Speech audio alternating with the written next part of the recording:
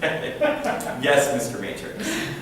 So the question is, you going in the pleasure machine? He says yes. Yes. It is what it is. What? Yes. Yeah, you are too? Will you go into the pleasure machine? If my kid was in there, my family, yeah. You're going in. What do you care about them? If you go in, you'll be happy because You'll see them? in there. Yeah. It You'll doesn't see even matter if they're in If there. you want to see him in there, you'll see. Okay, good. So we've got a naysayer. You going in, Tim? No? She's indifferent? Do we know what's coming out? You're not coming out. You're going to die in it. We're dying? But you're gonna It's not going in. You going in? Hell yeah. You'll go in? No. You going in? No. No. No. Are you going in? Sure. She'll go in. So we've got 4 takers, 5 with me, because I always go in the pleasure machine. So we've got 5 takers for this. 1 indifferent. She didn't seem committed. Probably because she's pregnant. And then everyone else is a nay. I'm going to tell you, first off, 5 people saying they're going in is a huge ratio, especially for the size of this class. Normally, 50 students in a class, 1 student, 2 students max, right? Go in. That's crazy. Probably because we've got some young guys. Now, the other side is, you know, disenchanted with reality, Yeah. filled with angst, right? Things might change as you're older. I've realized as I get older, there's not as many hedonists left, so, you know. You going in the pleasure machine? I'm sorry? He doesn't even know what we're talking about. So the deal is, Ignorance is bliss, right? so the problem is, even with this high ratio, it's not a lot of people are going to go in the machine. I think it's a third of the room, basically, right? A little above a third, 40%. That's not over half. So the question is, Nozick said, if everyone's not going in the pleasure machine, how could you ever base a philosophical model of ethical rights and wrongs on something that if people were given the option, they'd never even go in? Right? There's another damning criticism just because we've got a little bit of time, and it's interesting, which is, imagine that you are a world-class violinist, right? You're a virtuoso, okay? And you're sick, and you're going to die, unless you end up with someone that's willing to give you, basically let you cycle through their blood, right? Now imagine that you wake up one morning and you find that you're in a hotel room and you're alive, not a hotel, sorry, a hospital room and you're alive, and you didn't think you were going to be alive the next day. You thought you were going to die, and then you look over and next to you is someone chained to a bed. And the person chained to the bed, unbeknownst to you, all of your friends and colleagues who know and love you and don't want to see you die because you're the best, right? You're incredible. Why would they want someone with such a great artistic talent to die? And so they go out and they find someone, and they couldn't find anyone who was willing, so they went out and they just kidnapped someone, drugged them, chained them to a hospital bed, and hooked them up to equipment and sedated them. Nice. Question is, the person they found is on Skid Row. They're a nobody. Are you going to feel comfortable letting them stay hooked up to you to keep you alive? Because if you're a utilitarian, you are, right? You're going to say, look, the greater good is served by me staying alive. Of course, you're a pompous ass if you admit it, right? What's the value of the life of the homeless person, right? When the utilitarian makes the decision in favor of the other, right? And so there's a lot of criticisms of utilitarian theory that it really is simplistic and it's really not good because it can't be applied in all circumstances. Now, it doesn't mean we can't use it in economics. It just means we need to be cognizant of the problems of utility theory before we make it our guiding principle in the way we operate our lives. And the reason I want to throw that caveat out there is you have a Nobel Prize winning economist named Milton Friedman. And I believe he's passed away now, for better or worse. But at one point, he was very famous for saying that greed is good. And then that got picked up by Michael Douglas's character, whoever wrote that line, and threw it in when Michael Douglas is railing in Wall Street, the first one, to at the shareholders meeting, and he says, greed is good. And Milton Friedman Friedman said, look, greed's good. Everyone individually pursuing their own self-interest is what makes an economy work. But the problem is that's a very naive understanding, I would argue, a very naive understanding of economics, devoid of ethics, right? And it goes back to, you know, some philosophical roots that I don't want to get into that Milton Friedman has, that might or might not be correct, but they're definitely not widely accepted as being valid philosophical norms, right? But the problem is, if enough people say greed is good, what do people believe?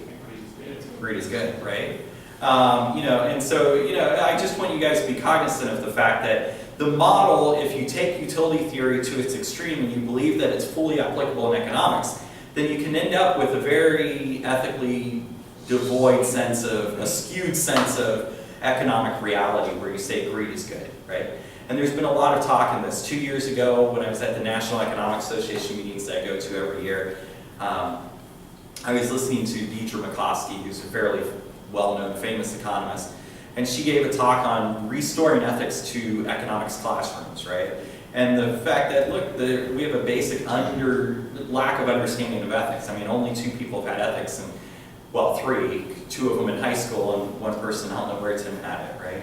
Here at Delta. And this is kind of a travesty because we end up in a world where we have a lot of problems happening in the business world because people apparently don't know how ethics, right? How to keep their mouth shut, how to do the right thing. And it might be a misunderstanding of some basic types of philosophic principles, right? If you believe greed is good, you know, that's problematic. There are better interpretations, by the way, right? So, anyway, neither here nor there. But it is a criticism of utility theory. It's interesting. I would think that in small doses it helps. I mean, I think if it went one way or another, yes, it would be a very bad thing. But I think that, because I think that it's like honestly, that movie Wall Street. It's not, you know, it's fake, but I mean, it does happen. Like a person with that mentality in charge of a big company. Always. You know, that's what drives that company. That's what rules that company. So I would say in doses. But it's also what leads to Kenneth Lays and I forget the guy from MCI WorldCom, I forget his name. You know, he was trailer park trash when he was younger. If you read the CEO's bio, I mean, scary that he ever got where he did. Right? And a lot of it's based upon driving motivation, you know, and you can argue, well, you know, greed's good if you have a long-term temporal understanding of greed, right? So as long as the greed motivates you to always be successful and to not take short-term advantage and offset long-term gains, you know, who knows? I was going to say, it's kind of like when they teach you in anger management classes, for example, they tell you the same thing, that anger is a good tool. And the anger itself is good, but it can be used as a tool. And to a certain point, like Tim was saying, just a tidbit of anger does you a whole lot of well, because it makes you think twice. I would imagine the same would apply with greed, but I'm no economist. No, I mean, I think you're right. Greed's a little bit of a tool. I like to frame it maybe a little differently. I didn't get into this the first few weeks of class, but one of the things that we talk about sometimes in economics when we're talking about the basic definitions of economics, and try to make sure I've got my frame of thought correct, because I'm not really in it right now, but one of the ideas is that when people do what's good for them, right? And so we can say that people so you get someone like Ayn Rand saying that people make selfish decisions. And selfishness is good. That goes hand in hand with greed is good, right? To say selfishness is good. And so we say, look, if people are rational, so economics at a more technical level, if you took a technical econ class for intermediate, you'll end up with a class where you'll have an instructor, the first day of class, they're going to say, here's 10 components of what makes a rational actor in microeconomics, right? Never do this in an intro class. You tend to do it in an intermediate or graduate level class. And they'd say, okay, people are rational. What's that mean? And you go through monotonicity of preferences. Just means people want more rather than less. Transitivity of preferences. People basically are unchanging over time in their preference structure, which is bullshit. But one of the arguments from this whole thing about rational people is that rational people don't make decisions that leave them worse off, right? well, actually, another way of putting it, that's the way I like to put it. One way people say is that rational people make decisions that always make them better off. What's the difference between that and then the way I like to say it, which is rational people make decisions that don't leave themselves worse off? Two different ways, right, with two different end results to discuss the same phenomenon. So if we say people always do what makes them better off, that means that people always focus on making the most, whether it's money, time benefit, or other things. But when you look at the decisions people make that you know, do people always make the most rational decision which leaves them always strictly better off? That's what I tell people, because I'm like, if we were rational, we wouldn't pick a soda, we would pick the water. Well, maybe. Yeah. It depends upon your long-term prognosis, right?